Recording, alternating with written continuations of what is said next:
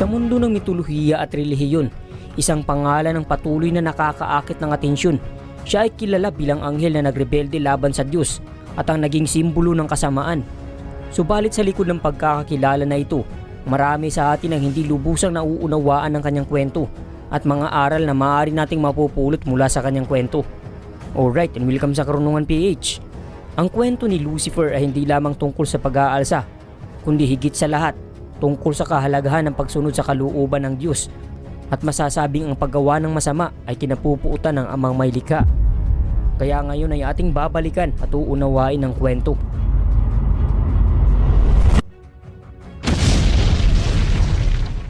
Ni Lucifer.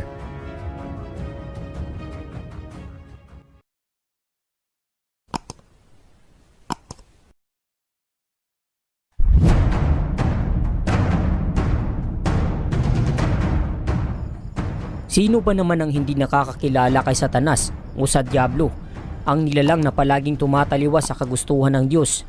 Ang mga masasamang gawain ay palaging iniuugnay kay Satanas dahil siya ay kilalang ugat ng hindi mabuting gawain. Kung gusto ng Diyos na gumawa ang tao ng kabutihan, gusto naman ni Satanas na gumawa ka ng kasamaan, sapagkat ito ang makakapagpaligaya sa kanya upang sa huling mga araw ay marami siyang makakasama sa impyerno. Si Satanas ay naging personifikasyon o figura ng kasamaan mula sa mga relihiyong Abrahamic tulad ng Kristyanismo, Islam at Judaismo. Ang kanyang pangalang Satan ay nagmula sa Hebreyong salita na nangangahulugang akusador o tumututol. Siya ay itinuturing na pinuno ng mga masasamang espiritu o demonyo sa mga relihiyong ito. Sa Kristyanismo, si Satanas ay itinuturing na anghel na sumalungat sa Diyos at pinatapon sa impyerno dahil sa kanyang pagre-rebelde. Ipinapalagay na siya ang dahilan ng kasamaan sa mundo at nagiging responsable ng masamang puwersa na nagdadala ng tukso at pagkakasala.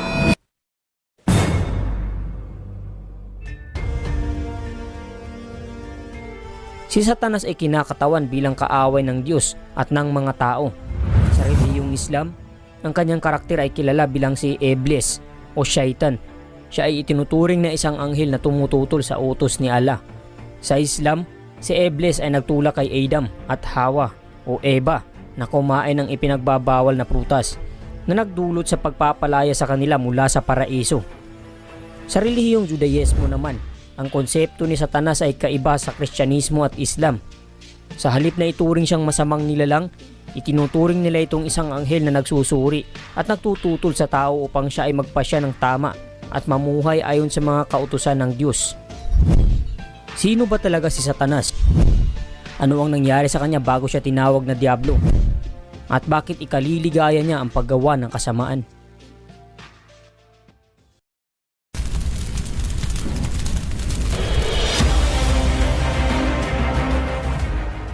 Ang pangalang Lucifer ay nagmula sa saling Latin Vulgate o Vulgata na ang ibig sabihin ay common version na isinalin ni St. Jerome noong AD 382 sa ilalim ng utos ng Papa na si Damasus.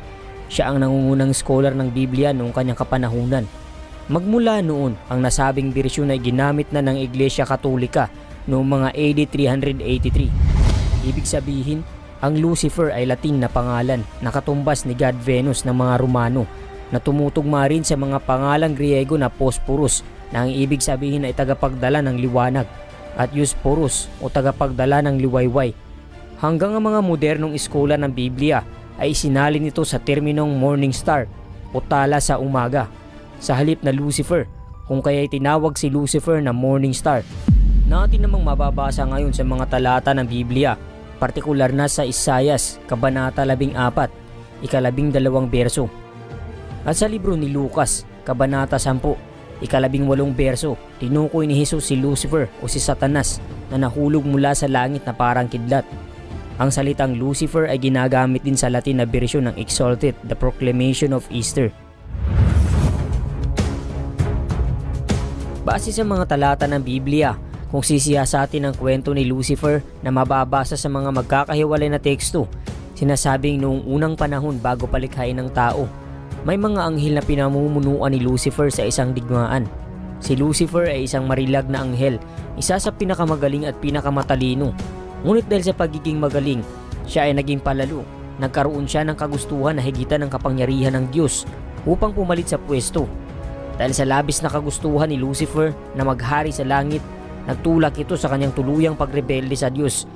At dahil dyan, nagkaroon ng espiritual na digmaan sa langit sa pangunguna ni Lucifer at ang mga nagrebeldeng mga anghel na kasama niya. Sila ay nakipaglaban sa mga anghel na tapat sa Diyos sa pangunguna ni Arkanghel Miguel. Ayon sa libro ng Apokalipsis, Kabanata 12, sa 7 hanggang 9 na berso ang nakasulat.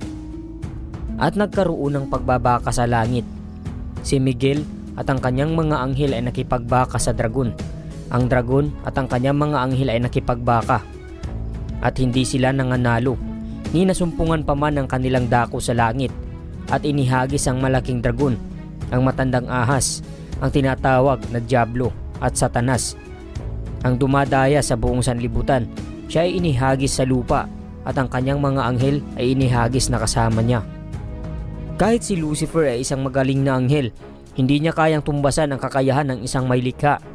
Kaya nang matalo sila sa digmaan, silang lahat ay ibinagsak sa lupa, na atin pang mababasa sa libro ni Isaias.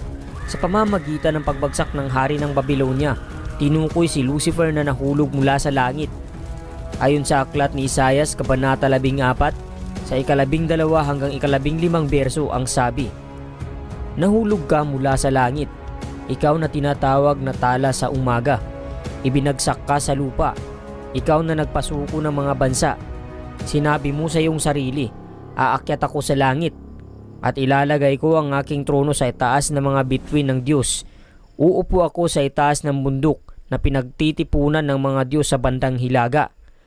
Aakyat ako sa itaas ng mga ulap at magiging gaya ng kataas-taasang Diyos. Pero anong nangyari sa iyo? Dinala ka sa lugar ng mga patay, sa pinakamalalim na hukay."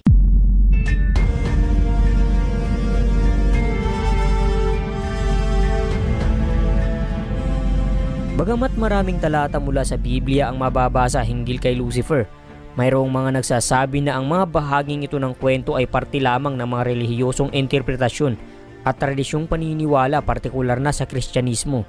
Subalit hindi lahat ng Kristiyano ay sumasang-ayon sa lahat ng aspeto sa kwento na ito at may iba't ibang interpretasyon ukol dito. Ang sabi ng iilan, ang pag-aakalang si Lucifer ay nagrebelde at may naganap na digmaan sa langit ay mula sa mga tradisyon at pananaw ng iba't ibang sektor ng Kristyanismo. Ngunit ito ay hindi eksaktong itinatag sa mga teksto ng Biblia. Ito ay isa sa mga kwento na itinanghal sa ilang mga tesis, mito o interpretasyon ng mga teologo. Ang sabi pa ng iba, hindi umano malinaw ang pagkakahayag ng Biblia hinggil kay Lucifer.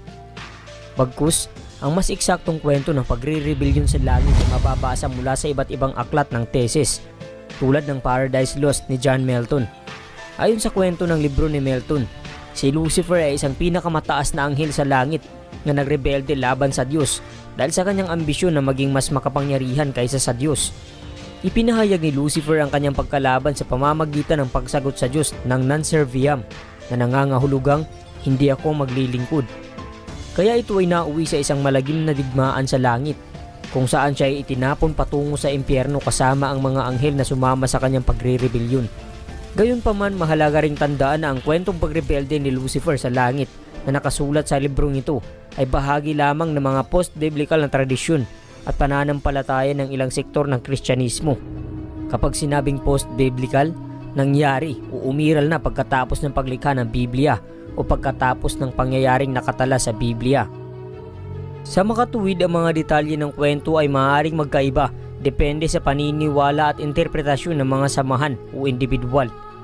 Kaya marami pa rin ang hindi kumbinsido dito dahil ang Paradise Lost ni John Milton ay inilunsad lamang noong mga 1667, samantalang ang Biblia ay nagmula pa sa sinaunang panahon at itinuturing na isa sa pinakamatandang aklat sa buong mundo. Kaya masasabing kinopya lamang ni Milton ang kwentong nakasulat sa Biblia hinggil kay Lucifer. Dagdag pa, ang Biblia ay bahagi ng mga relihiyosong teksto at itinuturing na banal na aklat sapagkat ito ay salita ng Diyos. Kaya walang karapatan ng sino mang pagdudahan ng mga nakasulat dito.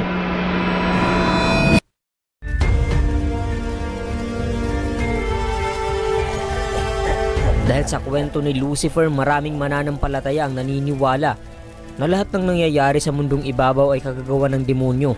Ang lahat ng mga gawaing hindi makalangit tulad ng pagpatay, pagnanakaw, pangangalunya o ano paman, walang duda, si Satanas ang responsable dito.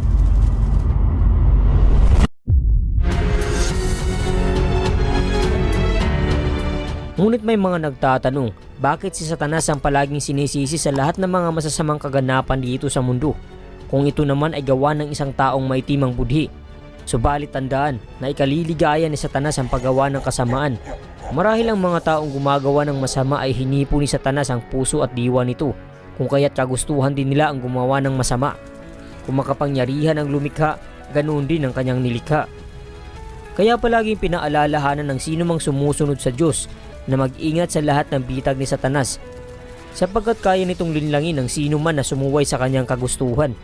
Kaya sinabi sa libro ng unang Pedro Kabanata 5, ika-8 berso ang nakasulat, maging handa kayo at magbantay. Ang diablo, ang kaaway ninyo, ay parang liyong umuungal at nag-aali-aligid na naghahanap ng malalapa.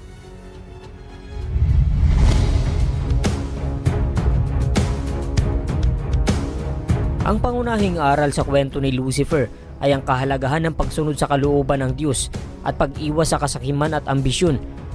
Ito ay isang paalala na ang pagtanggap at pagsunod sa Diyos ay nagdadala ng kaligtasan at kapayapaan, habang ang kasakiman at pag-aakala ng sariling kasarinlan ay maaaring humantong sa pagkakasala at pagkawasak.